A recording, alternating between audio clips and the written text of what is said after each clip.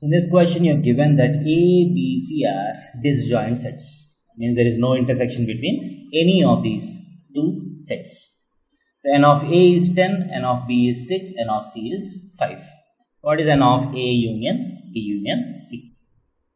So you can do this using Venn diagrams or using a formula.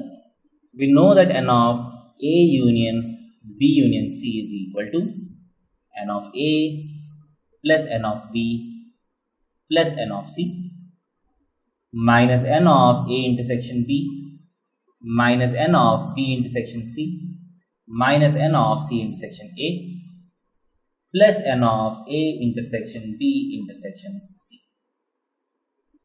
So this is the formula for n of A union B union C.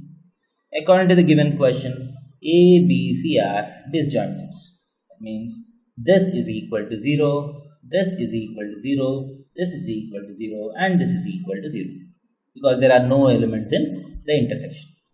So directly you can add n of A, n of B, and n of C. Is 10 plus 6 plus 5 is equal to 21. So that's the answer to this question.